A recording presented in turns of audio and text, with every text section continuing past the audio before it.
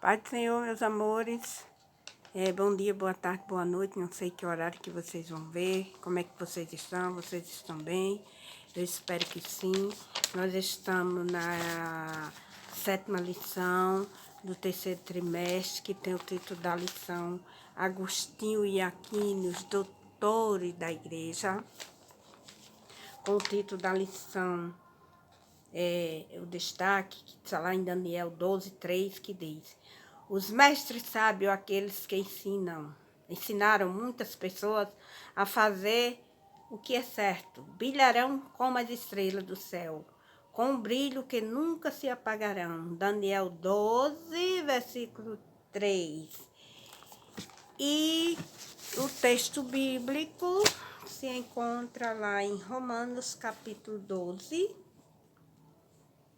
e o verso 7, que diz: se é ministério, seja em ministrar, e se é ensinar, haja dedicação ao ensino. E em 2 Timóteo, capítulo 3, verso 16, que diz assim, 2 Timóteo 3:16: toda a escritura divinamente inspirada é proveitosa para ensinar, para redarguir, para corrigir e para instruir em justiça. Amém? Oremos. Querido Deus, Pai, glorificado e exaltado é o teu santo e adorado nome. Pai amado, obrigado por essa palavra, Senhor, que ela venha surtir efeito nas nossas vidas. Pai querido, são tantos aprendendo. Pai, nós estamos aqui pela tua misericórdia para levar essa mensagem, Senhor. Oh, Pai, nos ensina, Pai, a ensinar. Venha aperfeiçoar e abençoar. Te convido, Espírito Santo, fica conosco para todo sempre. Amém. Louvado seja Deus. Então, vamos lá conhecer a história de Agostinho de Hipona. Então, você sabe o que é doutor da igreja? Porque chamavam eles de doutor da igreja? É porque o doutor da igreja não era aquela médica nem advogado, não. Era um título carinhoso que se davam aos cristãos nessa época da igreja católica, para grandes mestres do passado. Então, há 2000 anos se passaram, né? Somente 31 pessoas puderam ser chamadas assim. Sem dúvida, Agostinho de Hipona, Tomás de Aquino são os mais famosos, separados por 800 anos. Esses homens de pensamento e personalidade tão diferente contribuíram muito para o fortalecimento da doutrina cristã. Agostinho de Hipona. Quem foi Agostinho? Agostinho de Hipona, ele nasceu no ano de 354, na época ainda da Igreja Média, na Idade Média. Ele, no dia 13 de novembro, ele nasceu, 350 anos, morreu dia 28 de agosto de 430. Aos 76 anos, era filho e mãe do cristianismo. O nome da mãe era Mônica e o pai era Patrício, era pagão. E ele se converteu antes de morrer, o pai dele, né? E o nome dele é Aurélio Agostinho. E chamavam ele de Agostinho de Hipona, porque ele morava em Hipona. Então, como eu já falei, nasci daqui, que era filho, né? E o pai dele era pagão, adorava os outros deuses. E a mãe dele era Mônica. Era muito fervorosa, como até hoje os católicos chamam ela de Santa Mônica.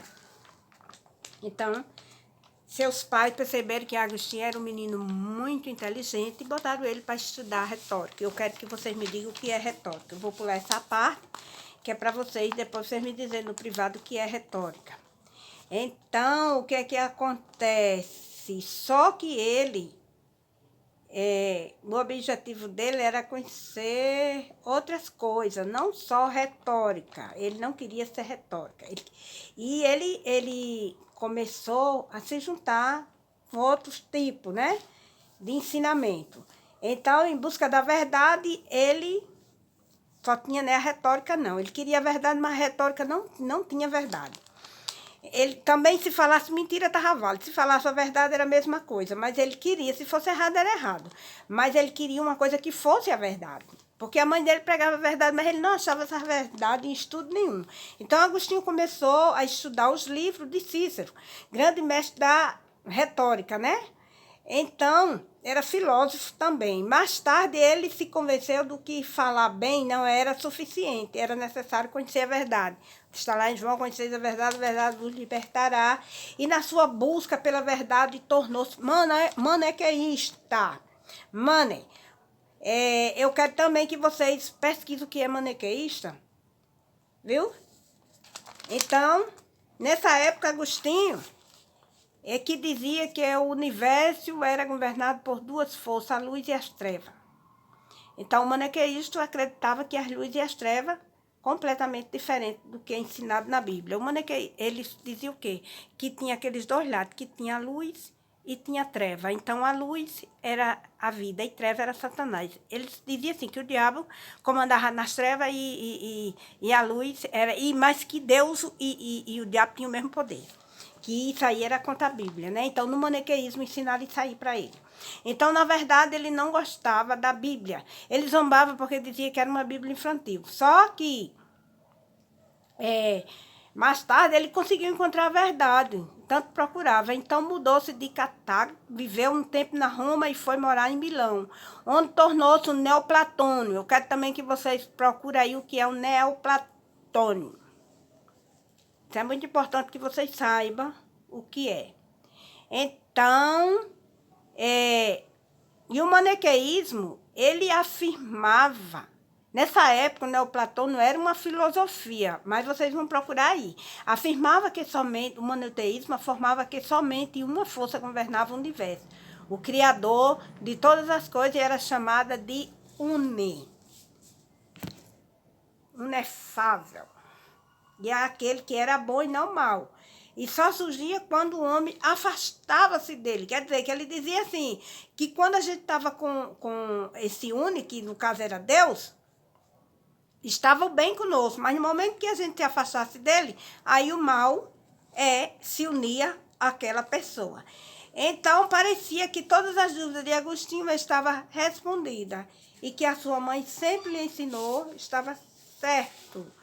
E existe somente um Deus, como está escrito lá, um só Deus, um só mediador, em 1 Timóteo, capítulo 2, versículo 5, que é perfeito e bom, mas com a Bíblia, com uma linguagem que para ele era infantil, narrava tanta guerra, violência, poderia ser a palavra de Deus. Nisso aí ele também teve muita dúvida, né? Quando ele começou a ler a Bíblia em latim, aí ele viu que tinha muita guerra. Aí quando chega no Novo Testamento, muda todo o seu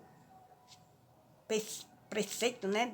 Tudo aquilo que ele achava que era errado, ele viu o certo. Então, nessa época, Agostinho começou a enfrentar a igreja de Milão e o estilo da pregação do pastor daquela igreja chamou-lhe a atenção. Ambrósio, que também era considerado doutor da igreja, era um grande mestre da oratória e pregava de uma maneira que convenceu Agostinho sobre a profundidade das verdades bíblicas.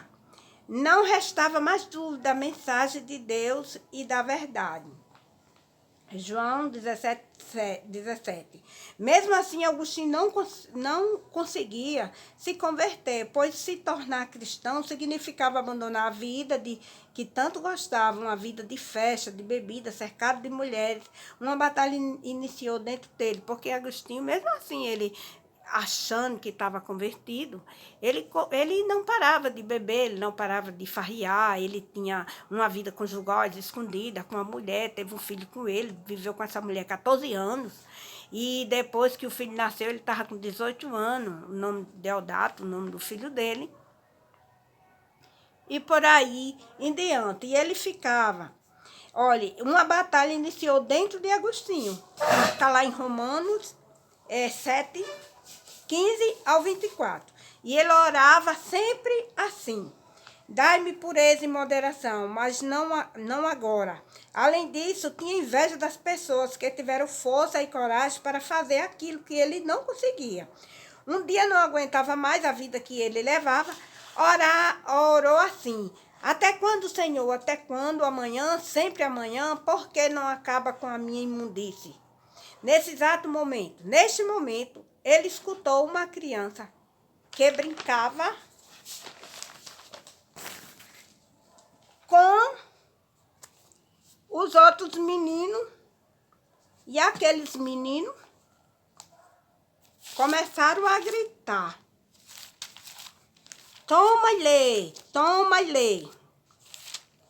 Aí ele sentiu que aquilo ali era Deus falando com ele. Aí o que é que ele faz? Quando ele abre a Bíblia, estava onde? Justamente lá em Romanos 13 e 13, 14, que dizia assim: andemos honestamente, como de dia, não de glutanárias, nem bebedice, nem desonestidade, nem dissolução, nem de contenda e inveja, mas revestivos do Senhor Jesus Cristo, e não tenhas cuidado da carne em sua consciência. Então, quando ele viu aquilo ali, ele sentiu que era Deus que estava falando com ele, e que afirmava o que devemos, que lugar, todo tipo de imoralidade devemos deixar, né? Que afirmava que devemos largar todo tipo de imoralidade e termos as mesmas qualidades de Jesus Cristo. Naquele momento, Agostinho encontrou a paz em seu coração que tanto procurava. Grande foi a alegria da sua mãe ao saber da convenção, pois ele sempre orava por ele. Alguns anos passaram e Agostinho tornou-se pastor da igreja da cidade de Hipona, do norte da África, e um pensamento que defendia o que se tornou importante, que ser humano foi totalmente corrompido pelo pecado, não retardando nada de bom. Então é impossível que o homem torne iniciativa de buscar a solução, pois Deus, por sua graça, que busca e salva o homem do pecado. Agostinho morreu no ano de 430. Então era isso que Agostinho achava, porque ele deixou de acreditar que a treva e a luz era Deus, o único, era o criador de todas as coisas, e o diabo, né, que tinha o mesmo poder. Quando ele conheceu a verdade, que a verdade liberta, foi que ele viu que só há um caminho, há uma solução, que é Jesus Cristo. E como ele estudou filosofia, teologia, ainda hoje tem, né, aquele negócio de fé e razão, razão e fé, e que uma considera outra. No final da aula eu faço uma breve reflexão, e que nós vamos entrar agora no segundo top, quanto mais de aqui.